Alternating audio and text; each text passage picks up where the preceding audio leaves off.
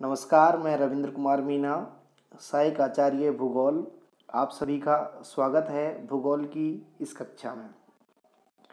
इस कक्षा के अंदर हम मानव भूगोल पढ़ रहे हैं और लास्ट वीडियो में हमने मानव भूगोल का इंट्रोडक्शन वाला पार्ट पढ़ा था, जिसमें हमने कि किस प्रकार से मानव भूगोल का डेवलपमेंट हुआ और भूगोल में एक नई शाखा के रूप में मानव भूगोल स्थापित हुआ, जिसमें हमने बात की थी फ्रेडरिक रेडजेल महोदय की, सैम्पुल की, बिडोल्डी, लाब्लास, हटिंगटन महोदय, जीन ब्रून्स, डिमांजिया आदि जैसे महान भौगोलिक विचारक थे, उनके विचार पढ़े थे और परिचय किया था मानव भूगोल का। आज उसी कड़ी में हम आगे मानव भूगोल के उद्देश्यों की चर्चा करेंगे कि एम ऑफ ह्यूमन ज्योग्राफी कि मानव भूगोल का उद्देश्य क्या है। हमने जब इसकी परिभाषा की चर्चा की थी, इसका परिचय की चर्चा की थी, तो हमने कहा था कि man and nature, inter relationship between man and nature, कि मानव और जो प्रकृति है उसके बीच जो अंतर संबंधों का जो अध्ययन है, जो विज्ञान है, उसे मानव भूगोल कहते हैं। तो यहाँ पे इसके जब हम उद्देश्य पढ़ते हैं तो उसमें हम देखो क्या है कि मानवीय संसार के रूप में पृथ्वी का संगठित ज्ञान ही मानव भूगोल कहलाता है, जिसका मुख्य उद्देश्य विश्व के जैविक और अजैविक तत्वों का मानव के वितरण के संबंध में विवरण प्रस्तुत करना है। अर्थात इस पृथ्वी के ऊपर जितने भी जैविक और अजैविक घटक हैं, उनका मानव के लिए क्या इम्पोर्टेंसी हो सकती है, क्या उपयोग मानव ने उनका किया है, किस प्रकार वो प्राचीन काल से इनका सबका उपयोग कर रहा है, ये सब मिला के जो एक संगठित जो ज्ञान है, या हम कहें ये सारा ओवरऑल है, ये सब मानव भूगोल का उद्देश्य है। मानव भूगोल में मनुष्य के स्थानिक वितरण के साथ ही उसकी भौगोलिक, सामाजिक, आर्थिक पृष्ठभूमि में संपूर्ण गतिविधियों का अध्ययन किया जाता है। कि हम पूरे जब ग्लोब की चर्चा करें, विश्व की चर्चा करें, तो मनुष्य का जो फैलाव है, वितरण है, वो अलग अलग स्थानों पे अलग अलग प्रकार से है। विश्व के अलग अलग हिस्सों में अलग अलग प्रजातियां रहती हैं। उनका भौगोलिक, साथ में सोशल और इकोनॉमिक जो लिविंग स्टैंडर्ड है, या इसके पीछे की जो पृष्ठभूमि है जहाँ से डेवलप हुआ है ये लिविंग स्टैंडर्ड, वो संपूर्ण गतिविधियाँ वो मानव भूगोल का ही पार्ट है। उनका अध्ययन करना मानव भूगोल का ही हिस्सा है। मानव भूगोल में मनुष्य के उसके अपने वातावरण से कैसे संबंध हैं, उनको भी महत्वपूर्ण माना गया है, क्योंकि मनुष्य एक क्रियाशील प्राणी है। या अलग अलग भूगोलवेत्ताओं ने जिस प्रकार से अलग अलग सिद्धांत दिए हैं, उसमें सब में ये चर्चा की है कि मानव का उसके पर्यावरण के साथ किस प्रकार के संबंध हैं। तो वो दो प्रकार के संबंध हैं, एक है प्राकृतिक और दूसरा है सांस्कृतिक।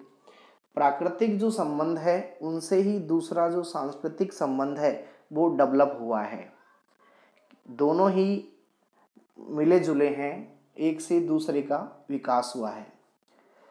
यहाँ पे हम देखें कि प्राकृतिक एवं सांस्कृतिक वातावरण की जो शक्तियाँ हैं, फोर्सेज, प्रक्रिया, प्रोसेस, और उसके जो फैक्ट हैं, तथ्य हैं, उनके प्रभाव और उनमें मानव द्वारा किए गया परिवर्तन, यानी ये जब प्रकृति का एक प्रभाव है, उसकी प्रक्रिया है, उसकी जो भी फैक्ट हैं, उन सबके अंदर जो मानव ने परिवर्तन किया है, उस सबको मिला के मिक्स करना, अध्ययन करना मानव भूगोल का उद्देश्य है। इसके अंदर मानव भूगोल में ये विश्लेषण किया जाता है कि पृथ्वी पे जो रहने वाला मानव है, वो अपने वातावरण का किस प्रकार से उपयोग कर रहा है, उसका उस वातावरण के साथ किस प्रकार से रिलेशनशिप है। रिलेशनशिप में हम देखेंगे वो अंतर संबंध है, जिससे वो सर्वाइवल कर रहा है इस नेचर के अंदर। जीन ब्रून्स महोदय ने अपने शब्दों में मानव भूगोल के उद्देश्य बताए हैं। उन्होंने कहा है कि मानव भूगोल का उद्देश्य मानव क्रियाकलापों तथा भौतिक भूगोल के जो दृश्य हैं, मानव के क्रियाकलाप तो हमें पता है क्या क्या क्रियाकलाप हैं, कि जो प्रारंभिक समय से अब तक उसका जो परिवर्तन हुए क्रियाकलाप, लेकिन जो भौतिक भूगोल के दृश्य हैं जैसे स्थल मंडल है, जल मंडल है, वायुमंडल है, उसके ऊपर जो विभिन्न प्रकार के कारक हैं, या हम कहें उच्चावच हैं, पर्वत है, पठार है, नदी है, झील है, मैदान है, घाटियाँ हैं, इन सब जो दृश्य हैं वहाँ पे मानव ने किस प्रकार की क्रियाकलाप किया है, उनका जो संबंध है उसको पढ़ना मानव भूगोल है, जीन ब्रुन्स महोदय के शब्दों में।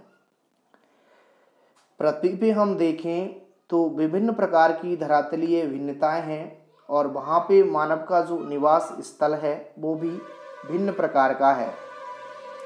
वहाँ का जो एनवायरनमेंट है उसमें मानव का उसके वातावरण के साथ वहाँ पे किस प्रकार का पारिस्थितिक संबंध है।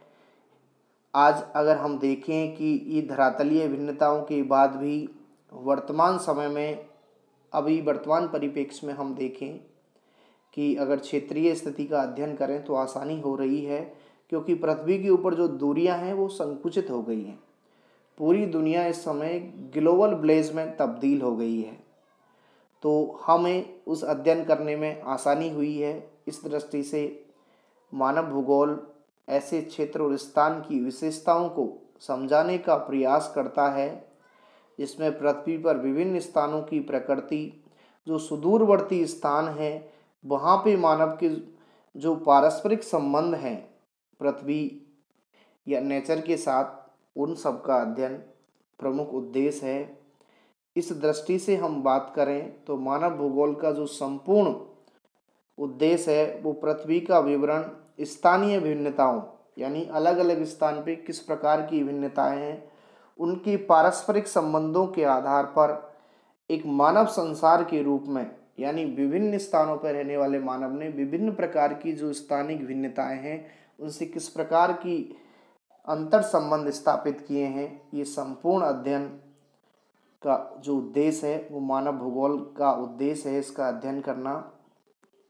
ये मानव का जो प्रकृति के साथ जो पारिस्थितिक संबंध होता है, जो कार्यात्मक संबंध है होता है, उसको बैरोज महोदय हैं उन्होंने मानव पारिस्थितिकी कहा है। The father of human ecology के कहते हैं एच.एस. बैरोज साहब को। इन्होंने नई शब्द दिया था कि मानव पारिस्थितिकी की जो मानव है उसने किस प्रकार से प्रदेशों के या वहाँ की जो पारिस्थितिकी है उससे किस प्रकार से संबंध बनाए हैं, उसका कैसा वहाँ संबंध है। आगे हम इसी क्रम में देखें तो मानव भूगोल में प्रत्येक मानव का पृथक अध्ययन नहीं करके मानव वर्ग और प्रदेश वातावरण के मध्य संबंधों का अध्ययन करते हैं। अर्थात जो मानव का जो टोटल वर्ग है, एक इंडिविजुअल एक पर्सन का अध्ययन नहीं किया जाता कि वो एक आदमी का उसके साथ किस प्रकार रिलेशनशिप है। हाँ, ये देखा जाता है कि वहाँ निवास करने वाले उस समूह का वहाँ के इन्वायरमेंट के साथ किस प्रकार की रिलेशनशिप है। ये जो संबंध हैं ये अलग अलग स्थानों पे अलग अलग प्रकार के संबंध होते हैं, जिसे हम स्थानिक संबंध कहते हैं।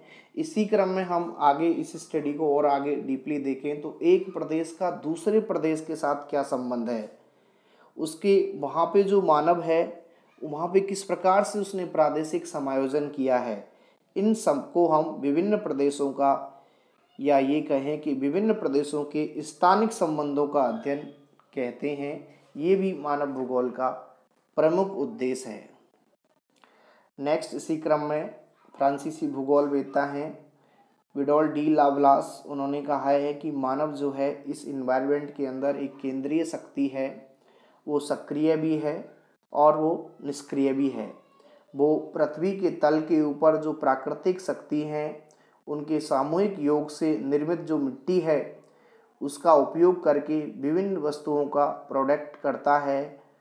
तो इससे ये विदित होता है कि मानव वातावरण का अंग न होके अपनी स्थिति केंद्रीय रखता है और वो अपने अनुसार प्रकृति के अंदर चेंजेस करता है। वो खुद मौन रहकर प्रकृति की जो शक्तियां हैं, प्रभाव हैं, उनको सहन नहीं करता, वरन उस वातावरण में निरंतर परिवर्तन करता है। और ये जो परिवर्तन कर रहा है मानव उस प्राकृतिक पर्यावरण में, उससे जो प्राकृतिक भूदृश्य हैं वो सांस्कृतिक भूदृश्यों में चेंज हो रहे हैं।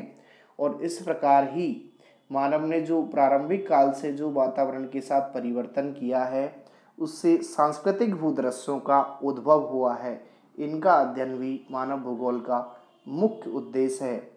इसके अलावा स्थानिक संबंधों का अध्ययन, कालिक अनुक्रमण जो अभी मैं चर्चा कर रहा था कि किस प्रकार प्राकृतिक वातावरण सांस्कृतिक भूदृश्यों में चेंज हो गए। सांस्कृतिक भूदृश्यों में आप देख रहे हो कि मानव ने कितनी उल्लेखनीय प्रगति की है कि वो प्रारंभिक समय में वनों के साथ प्राकृतिक चीज़ें के साथ रहता था, लेकिन अभी हम देखेंगे तो उसने किस प्रकार से विनिर्माण, परिवहन और व्यापार की सुविधाएं विकसित करके बड़े बड़े नगरों का निर्माण कर लिया है। उसके पास विज्ञान है, नई तकनीक है। ये सब क्या है? सांस्कृतिक भूदृश्य बनना है। स्थानिक वितरण का अध्ययन, स्थानिक वितरण में अगर हम बात करें मानव भूगोल में तो इसके 3 पक्ष हैं। एक डेंसिटी है, एक डिस्पर्शन है एंड पैटर्न है। डेंसिटी की बात करें, घनत्व की, तो घनत्व के अंदर हम देखते हैं कि कोई भी एक तथ्य है उसका एक क्षेत्र के अंदर कितनी बारंबारता है या उसका कितना विस्तार है जो आनुपातिक है। जब जनसंख्या घनत्व देखते हैं तो हम प्रति वर्ग किलोमीटर में रहने वाले लोगों की संख्या, तो ये घनत्व होता है। वितरण का मतलब प्रसार है, उस क्षेत्र के अंदर उसके आकार के अनुपात में कितना प्रसार है। और प्रतिरूप का मतलब एक ज्यामितीय विन्यास किस प्रकार का वहाँ पे डेवलप हुआ है। इसका भी अध्ययन मानव भूगोल में किया जाता है।